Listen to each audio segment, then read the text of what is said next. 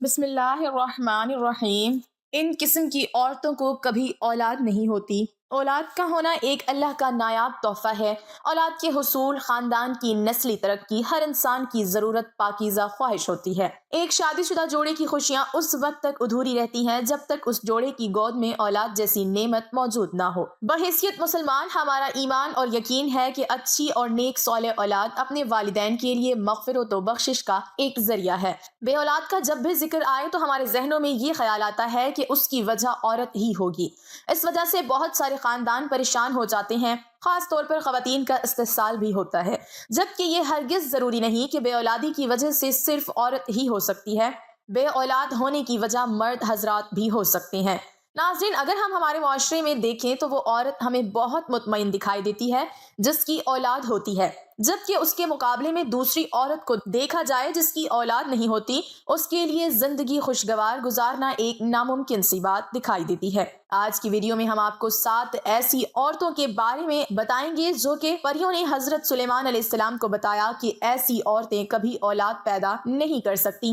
جاننے کے لیے یہ ویڈیو آخر تک ضرور دیکھیے گا۔ ناظرین، یہ واقعہ کچھ اس طرح سے ہے کہ ایک دفعہ کا ذکر ہے کہ حضرت سلیمان علیہ السلام تخت پر بیٹھے تھے کہ کچھ 5 عورتوں کی جماعت ان کے پاس آئی اور ان سے سوال کرنے لگی کہ حضرت سلیمان علیہ السلام ہمیں بتائیں کہ آخر کیا وجہ ہے کہ ہمارے ہاں فرزند پیدا نہیں ہوتے۔ انہوں نے حضرت سلیمان علیہ السلام سے یہ سوال کیا تو حضرت سلیمان علیہ السلام نے پریوں سے پوچھا کہ بتاؤ آخر کیا وجہ ہے کہ ان عورتوں کے ہاں اولاد پیدا نہیں ہوتی۔ تو پریوں نے بتایا کہ 7 طرح کی عورتوں کے ہاں اولاد کبھی نہیں ہوگی، جس میں سب سے پہلی عورت وہ ہے جس کی رحم ابھرا ہوا ہو، یعنی اس کی بچہ دانی الٹ جاتی ہے، جس کی وجہ سے مادہ جگہ پر نہیں رہتا اور ایسا ہونے کی وجہ سے اس کی اولاد نہیں ہوتی۔ اس کی نشانی یہ بتائی جاتی ہے کہ جب ہم بستری کی جاتی ہے اس دوران اس عورت کے سر میں درد ہوتا ہے، یہ ایک نشانی ہے۔ دوسری عورت جس کے رحم میں ہوا بھری ہوتی ہے، یعنی اس کا منہ اوپر سے بند ہو، اس کی علامت یہ ہے کہ جب ہم بستری کی جاتی ہے جسم میں درد ہوتی ہے اور چہرہ بھی اتر جاتا ہے۔ تیسری علامت ان عورتوں کی جن کو اولاد نہیں ہوتی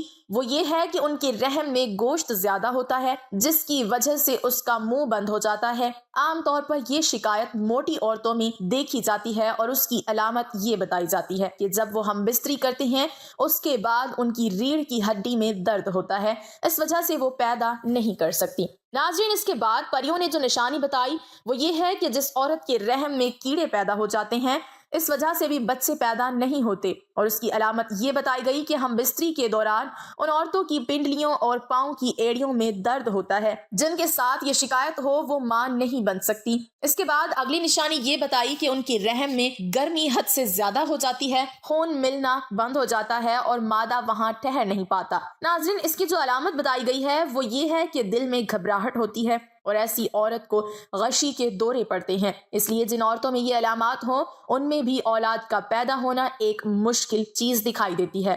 اس کے بعد رحم میں سردی کا زیادہ ہو جانا بھی اولاد سے محروم ہونے کی ایک وجہ بنتا ہے۔ اس کی نشانی یہ بتائی گئی ہے کہ ایسی عورت کے سینے میں درد رہتا ہے، اور یہ نشانی ان پریوں نے بتائی ہے۔ آخری نشانی ان پریوں کی جانب سے ان عورتوں کے بارے میں بتائی گئی جن کی اولاد نہیں ہوتی، وہ یہ ہے کہ ان میں عجیب جنات طاری رہتے ہیں، آسیب کا سایہ رہتا ہے اور وہ اس کے اندر بچہ مار دیتے ہیں، جو مادہ کے رحم میں مختلف چیزیں ہوتی ہیں ان کو ختم کر دیتے ہیں۔ ناظرین، اس کی نشانی یہ ہے کہ اسے ہم بستری کرتے ہوئے درد محسوس نہیں ہوتا اور نہ ہی ہم بستری کرتے ہوئے اس سے لذت محسوس ہوتی ہے۔ یہ وہ 7 عورتیں ہیں جن کے بارے میں حضرت سلیمان علیہ السلام کی بارگاہ میں آنے والی ان 5 عورتوں کو بتایا گیا کہ آخر ان میں اولاد کیوں نہیں ہوتی۔ ناظرین، صرف عورتوں ہی میں بانجھ پن نہیں ہوتا، مردوں میں بھی بانجھ پن ہوتا ہے۔ مردانہ بانجھ پن سے مراد مرد کی صحت کا کوئی بھی ایسا مسئلہ ہو سکتا ہے جو اس کی خاتون ساتھی کے حاملہ ہونے کے امکانات کو کم کرتا ہے۔ 100 میں سے 13 جوڑے غیر محفوظ جنسی تعلقات کے باوجود حاملہ نہیں ہو پاتے۔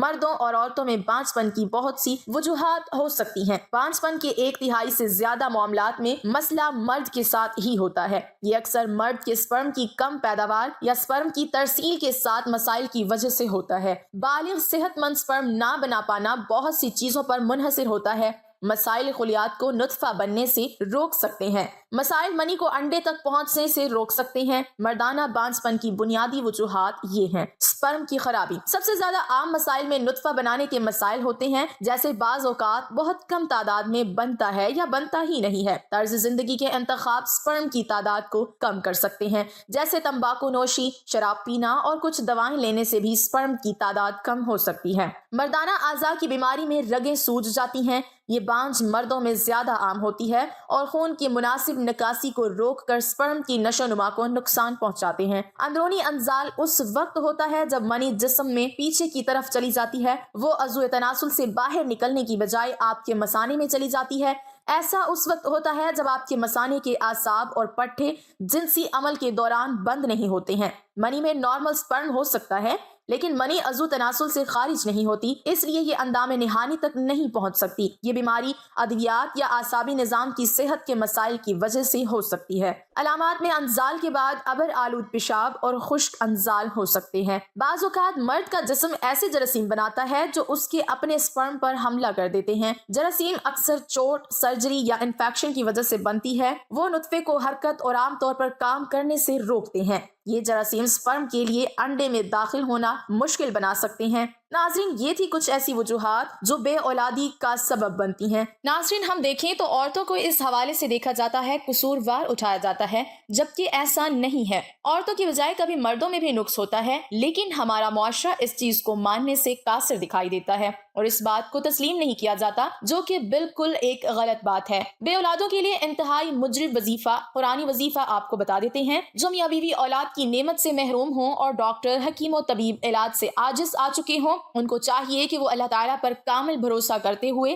انتہائی توکل اور یقین کامل کے ساتھ روزانہ صبح و شام بوقت نماز فجر اور بعد نماز مغرب 21 مرتبہ اس آیت مبارکہ کا وظیفہ کریں اور اللہ تعالیٰ سے اولاد صالحہ پیدا ہونے کی دعا کریں۔ یاد رکھیں، اس عمل مبارک سے پہلے اور آخر میں 11 مرتبہ درود ابراہیمی پڑھنا ہے۔ انشاءاللہ اولاد نرینہ پیدا ہوگی۔ اور قرآن عمل مبارک یہ ہے، جو کہ قرآن حکیم کی پارہ نمبر 21 سورۃ السجدہ کی آیت نمبر 7 سے 9 ہے، جسے میاں بیوی نے پڑھنا ہے جو اس مشکلات سے دوچار ہیں۔ اس آیت کا ترجمہ کچھ اس طرح سے ہے: وہ ذات جس نے جو چیز بنائی موضوع ترین بنائی، اور انسان آدم علیہ السلام کی پیدائش کی ابتدا مٹی سے فرمائی، پھر اس کی نسل حقیر پانی کے نچوڑ مادہ حیات سے پیدا کی، پھر اس نسل کے اعضاء کو متناسب بنایا، اس میں اپنی طرف کی روح پھونکی اور تمہارے لیے کان، آنکھیں اور دل پیدا کیے۔ اس کے باوجود تم بہت ہی کم شکر ادا کرتے ہو۔ ناظرین، خواہش اولاد پوری ہونے کے بعد صدقہ خیرات لازمی کریں۔ اللہ پاک تمام بے اولاد کو نرینہ اولاد عطا فرمائے اور ہمیں پرسکون صحت مند زندگی عطا فرمائے،